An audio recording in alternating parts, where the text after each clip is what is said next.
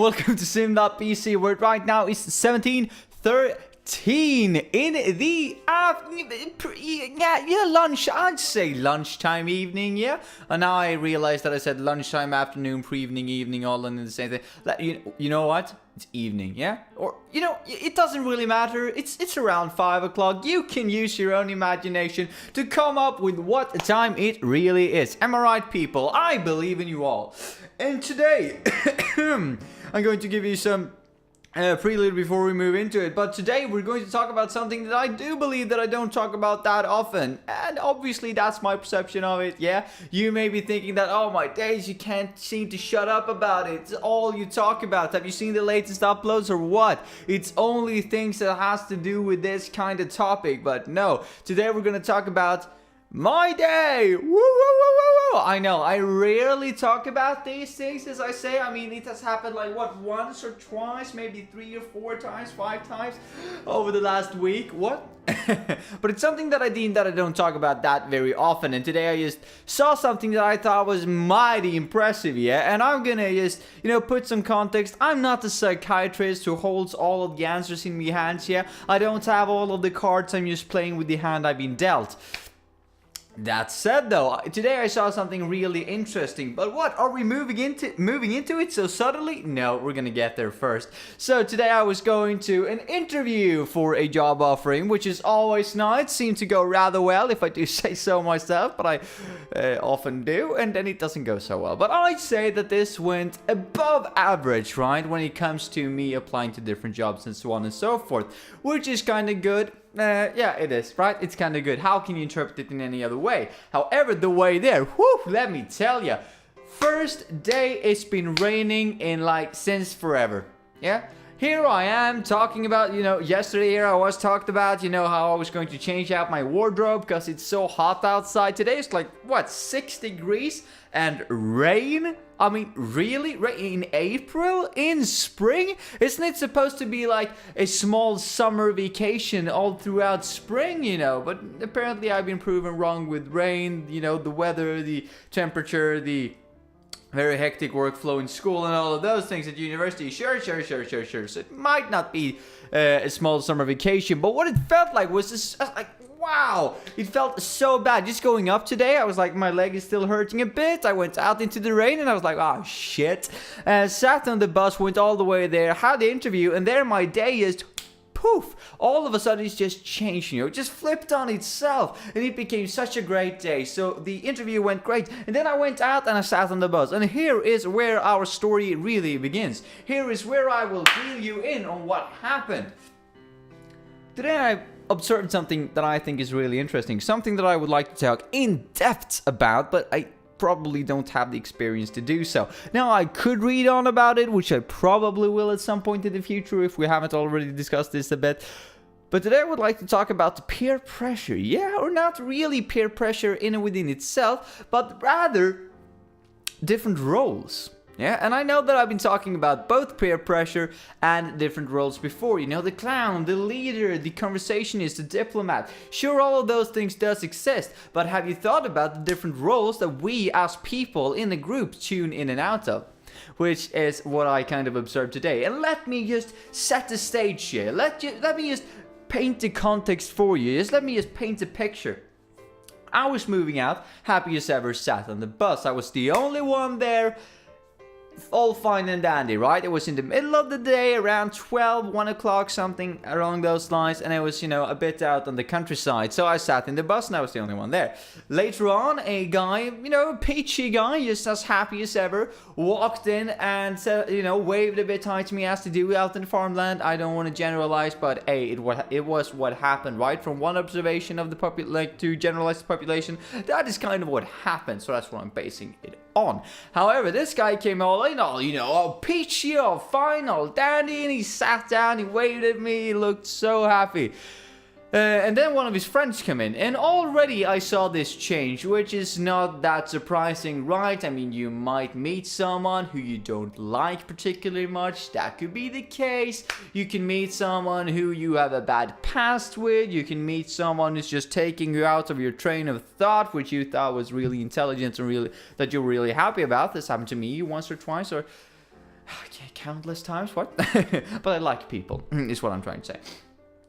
Anyway, so there was this other guy coming in, sitting next to him, and completely, directly, smile just gone. Like it wasn't even there to begin with. And I thought, wow, it's so interesting and so impressive to see how fast people can change. And I don't even think that this second guy, right? I don't even think he reached the first guy, the all happy peachy guy, before the smile from the first guy went away. And he was just like, la la la la, the doors open up, the second guy comes in, walks towards him, and he's just la la la la. When he's like 2 or 3 steps behind him, he's just like, and apparently they knew each other in some way, because both of them sat down and talked. And the second guy sat down with the first guy, and they started talking, which, yes, I said, is kind of, reasonable. You might be really happy for some reason, then someone else comes in and take you out of that vibe. They didn't seem to argue. They seemed to have a very reasonably good time, based on my view, right, from a couple of seats back in the bus. I was that awkward guy in the back of the bus who just sat and looked at those people as the bus ride progressed, and they were just like, who is this weird dude? And I'm just like, hello. No, I didn't actually wave, even though I could have, because we were out on the countryside. As I said, I would have been 2 for 2. Or rather, it wasn't 2 for 2, because the second guy didn't actually wave. Anyhow, the third guy that came in actually waved, so we're back at a good 66% wave rate. Not the thing that's interesting about this story. The interesting thing about this was that the first guy, and I know that this is going to be a bit convoluted with the first, the second, and the third, and potentially even more people coming in, was that the first guy, all peachy from the beginning. Second guy comes in, first guy, smile just disappears. He's just like, yeah, yo, whatever, I'm kind of cool, yeah.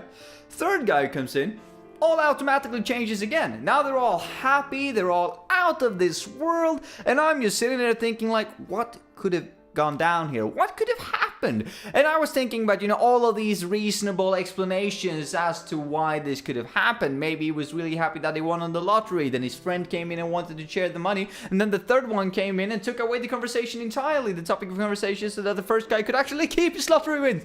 That might be one solution to the entire conundrum here. It might be the case that there was something more, realistic going on, so to say, that he was very happy on his own. Someone else came in to discuss something kind of serious, and the third guy came in, and they were all happy all together to see each other. Maybe that was the case. Maybe they had even planned it to meet. But for me as an observer, it looked absurd, yeah? Almost a pun there, but still not intended. Could have. And it just all looked so absurd when I was viewing this from a distance, because as I saw it, I saw people perfectly happy, yeah? Just tuning in and out of different roles in and within themselves. It was like 50 shades of the same person, just interacting with new people in relation to when they were on their own. Which got me thinking, right? Yeah, we're kind of moving away from this example for a while. Which got me thinking that, yeah, group and peer pressure, that's a thing. I mean, sure, that's something that happens. You behave in a certain way in a group. But are you actually conscious about how you behave? And when your bad behavior comes in, that's something we're going to tackle in a bit. Yet again, I'm not going to provide any answers to anything here. It's just me rambling about the topic that I thought to be interesting, right? So don't believe that there's going to be any form of real substantial conclusion in the end here. But I'm just going to continue my train of thought as it progressed during the day. I was thinking that, are we really conscious about when we tune in and out of these roles, so to say? I mean, and the way that I came up to test this, which I didn't actually test, but I came up with a theoretical assumption of how you could test this, is that you go to someone, you go to buy something, right? Or at least when I do, I go and buy something, I'm always super nice. Really doesn't matter who it is that sits beyond the counter. I'm always like, hello, have a nice day, blah, blah, blah, blah, blah. You know, all of these funny things, all of these nice things that you do come across and say to strangers for no reason, because you want to kill the small talk that's in between you at the time when you actually pay for your food. You know, that one time when you can't just stand there and look down at all your groceries going on the black band, you know? that time when you actually need to interact. I'm always really nice in that situation, but it's a conscious choice. I know that I'm going to go there. I know how I'm going to interact. I know how I'm going to behave. And this is based on me is trying to avoid small talks, right? Yeah, I'm trying to really direct the situation and direct the conversation so that I'm minimizing small talk and still come across as someone who is, tolerable to be around, so that the person on the other side of the counter doesn't think, what a prick. All of his poor friends need to stand out with this guy, yeah? Need to actually be friends with him. I can't even imagine how that is. So I'm trying to be as nice as I can, but yet again, that's a conscious choice that I'm moving into this situation with. So I'm basically saying that, okay, I'm going to be in this situation, now I'm going to be really nice. The way to test if you are conscious or unconscious about the behavior is that if some of your mates comes around and you start behaving entirely different, even though you knew which behavior you were going to be in, when you started this interaction. Some of your friends comes along and you start behaving in a completely different way, yeah? You're all off the whack, it's a completely different manner. Then I would argue that I was going in with a conscious way, a conscious role, so to say, in this particular situation with the cashier, the person behind the counter. But it just broke, in a way, when my friends came around, or if my friends came around, and I would change my entire perception of how I actually interacted. That would kind of suggest to me that I wouldn't be 100% in control of how I actually behave in certain situations. Which is kind of interesting, because if I can't behave, or rather, if I can't control these impulses to shift in and out of roles, is that saying something about security or insecurity rather? Is it that I need to behave in comparison to a group so that it actually works? Now, keep in mind this hasn't actually happened, or at least not as I can think of. Maybe that's because I'm unconscious to my own behavior and my own roles in groups. What? I know, full circle, right? Speaking about full circle, we're coming back to the bus with me three mates that I, not me mates, but the people that I observed, the two waivers and the non-waiver. 1, 2, and 3. I know I can denote them in any possible way I want to, because you weren't there, I can be lying, I can be saying whatever I want, not that I am, but I could have, right? I could have said there were 3 zebras and a lion, and you would not be none the wiser, and you would just sit there and be like, wow, what an interesting countryside Sweden have, and I would be like, yes, 3 zebras that all waved and 1 lion that was a bit of a prick, and you're gonna be like, you're the lion? And I'm like, no, I'm not the lion. Just because I'm a prick doesn't mean that I'm a lion, yeah? But I'm proud. Not to draw any, comparisons around that, between that, but we're going back to the bus, as I said. So my 2 waivers and the non-waiver, they were sitting there and they were interacting, and I was thinking the exact same thing as I was thinking about the cashier. Maybe the guy, since he was giving off, he was taking off, he was taking away his smile before the second guy even arrived at his seat, if you remember. That made me think that maybe, in a split second, maybe this guy was thinking, oh, I know who it is. And I know which kind of role I'm gonna play in this little interaction here. See what I'm saying?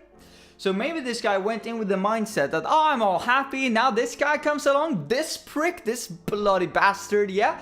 I'm gonna just change my entire perception of the situation, and I'm gonna be someone completely different because I just want to get this over with, right?